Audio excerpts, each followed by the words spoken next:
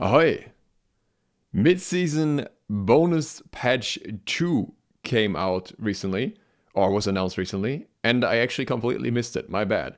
But apparently I wasn't the only one. I was looking around for any videos covering it already, and there's pretty much nothing, so I guess this one kind of slipped under the radar a little bit in general, maybe, or maybe it's just me. And I want to talk about it because I'm kind of frustrated with it. So I think it's worth talking about. So I figured I'm going to do that anyways. First, a quick look at the skins with this patch, because those are actually a very positive part. We've got a gap skin that's just really, really cool. So, big points for that. And we've got this Odin skin here. But the changes that we're seeing, well, let's begin. Griffonwing Earrings gets a buff, which is, I think, appropriate. I think that item was just too weak in terms of what it offered you and how big the trade-off was. I've showed the exact speed that you're actually getting in a video a few weeks ago now, and it wasn't really impressive. And now they decreased the basic attack damage penalty from 15% to 10%, so it gives it a little bit more benefit in that regard. I'll be honest, I don't necessarily think that it's gonna make it a much more popular item on a competitive level, at least, because really it's still not something you would want to use against structures, objectives, or anything like that. It's just for trades, and then it's just for your basic attacks, and you're taking that loss. I don't know. It's still a very bad trade-off. I'm going to zoom in a bit as well so you can read this better. Yeah, that's the one where I'm like, yeah, okay, that's a good buff. That's a good direction. We'll see where we go from there. Then we have Jewel Studs, the tier 2 of Sphinx Baubles. Decreased physical power from 30 to 20 and decreased magical power from 50 to 30. This item, for its price, was extremely strong, to a point where a lot of mages would build it and not even go into the tier 3. It's just 50 power, 10% CDR, and I think 20 MP5 for very little gold. So that nerf, completely appropriate. I think that is absolutely needed in order to put this item just in line with other tier 2s. And then it gets sad. Then it gets really sad real quick. Sphinx Bauble is like one of the really big items of the mid-season patch, along with the changed Londo's mask, in my opinion. We have the new tree, but the items in the new tree aren't really particularly, well, anything yet. And Sphinx Bauble is the one item that stood out to me as this is actually cool, this is unique, this is interesting, this is a more creative change, a more aggressive approach to changing something. Downside being that usually you'd get it very late into the game, or at least you get the full benefit very late into the game. And obviously, another downside being the damage reduction. And now, I want to read out what Hyre says here. So, Sphinx Bauble in its tier 2, Jewel Studs have been the talk of the battleground since its mid-season entrance. Jewel Studs are simply too stat efficient for a tier 2 item, I agree, and make it too easy to build into Sphinx Bauble without sacrificing strength. For the Baubles themselves, as much fun as it has been to feel omnipotent in regular modes, it's clear that minigods are willing to trade damage for extra cooldown. We are cutting the passive's benefit in half while keeping its reduction the same. While we want these earrings to feel game warping when applied properly, it is clear that exceeding the cooldown reduction cap by 20% was a bit more game-changing than we want. We will be closely following feedback on how it feels to both play and with and against Sphinx Baubles. You introduce an item that is game-changing, and then you don't want it to be game-changing. What? I don't think anyone in their right mind will buy Sphinx Bauble now. The MP5 is decreased from 30 to 20, okay, whatever. But the passive cooldown reduction cap is reduced from 60 to 50%. You're getting 10% extra cooldown reduction, which you get from Sphinx Bauble alone at least, so you don't have to build an extra item anymore. One thing less to think about, basically. But for 20% damage, like, okay, if you're a super utility-focused Guardian that really just benefits from CDR, then maybe there's a niche for that. Maybe, like, Yamojo is already kind of stupid with his item or something. I don't know. Doesn't really matter. But for 95% of the guard pool, this item is now just straight up useless. And it was so cool before. And I don't know where this talk is coming from that this was like too much. if this item was really too much, then why is it pretty much never built in competitive? I looked up the stats. I looked up how many times it had been built prior to this weekend's ongoing event, basically, and it was built one time in support, one time. And as far as the VODs from this weekend go, from this weekend, from these matches, it was built one time as well by a Emoja. I don't know if it was built more later or something. Sure, maybe it was built a little bit more at some other point.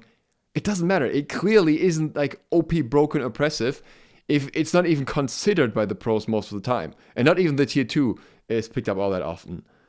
Like, we gotta have like a bit of perspective. I am all against just balancing on what the pros do. But if we're looking at an item and wondering like, is this OP? Is this broken? And then the foundation for that is, well, people in casuals are having too much fun with it. Is that really a good way to balance?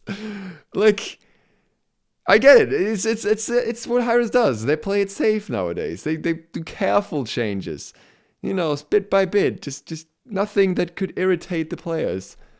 But this was something cool. This was something unique. This was like the mid-season thing. And now it's just turned into nothing. And by the way, I think this is under Griffonwing Earrings. Yeah, this I also thought was interesting. So with Manticore spikes and Fableized hoops, they want to see a little bit more how players continue to adapt to the new mechanics, because players have been have been able to more quickly evaluate Griffonwing Earrings and Sphinx Bauble. Probably because no player in their right mind picked up Griffonwing Earrings. Everyone picked up Sphinx Bauble because it was cool, and a few idiots that hate playing support pick up something like Manticore Spike, and a few select guards that really utilize this item well pick up Fableized hoops. Like that's what these items are. Like I cannot see any like actual serious support player picking up Manticore spikes in a serious match, and that's not how it's meant to be used anyways. It's like a gimmicky item. So it's not going to be used much. And Fableized hoops, again, super niche for a few guards. And then you have a bad item, and then you have a good item. So which item are the players going to gravitate towards? The one that's fun, that can be good in some situation, that makes the game feel entirely different, that it combines all of this in one item? I don't know. Yeah, no. I wonder why they're not using the other ones that much and they're really going for this one. It must mean that it's completely broken. Like, God forbid people have fun. All right, Rant over. Makes me very upset. I don't like this at all. Come on, Hi-Rez. Be bold. Do something that's risky. Do something that's not just safe and balanced. All right, moving on. Eset. Dispel Magic. Magical protection debuff decreased from 10 to 20% to 10% at all ranks, because she's overperforming, very prominent in the SPL, blah, blah, blah. That all makes sense. I would say that I would have thought that they are looking more towards nerfing the shield that she provides rather than the protection debuff. But I can see either, really. I think it's fair enough. Like, both works to reduce her utility a little bit. Then we have Capri, also doing pretty decently overall nowadays. Scarce Blessing, movement speed provided reduced from 20 to 40% to 20-30%, 10% off, that's not too bad. And decreased revive health from 25% to 45% to 20% to 40%. Very reasonable tame nerfs that I think are something that will not, majorly affect the character, ruin it, make it feel bad, but also keep him in line just a little bit. Kali, also one of the stronger performers ever since AA Gods kind of came back a little bit. In her case, marked for death, decreased heal on kill from 80 to 60%, and decreased percentage physical penetration on the mark target from 10 plus 1% per level to 10 plus 0.5% per level. So maximum is 20% instead of 30%. I think the healing part is very reasonable. I don't really think that 80% was ever really necessary. Getting plenty of heal anyways. I feel like the penetration part is a bit unfortunate. Like, I can see that's a decent way to balance her, but I do think that It was an interesting, unique mechanic that allowed her to also build differently and not focus super hard into penetration. I don't know. It's just kind of sad to me that they didn't nerf something else instead of that relatively unique part of her kit. I know both of these are unique, but the second one I thought was something that it was cool for theory crafting. Let's put it that way.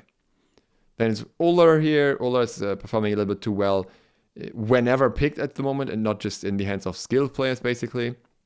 So he gets a nerf to expose weakness, decrease the physical power buff in bow stance from 25 to 45 to 15 to 35, so flat 10 off. And Hail of Arrows decreased physical power scaling from 100% to 90%. Hail of Arrows nerf, yeah, you'll feel that a bit, but I think that's fair.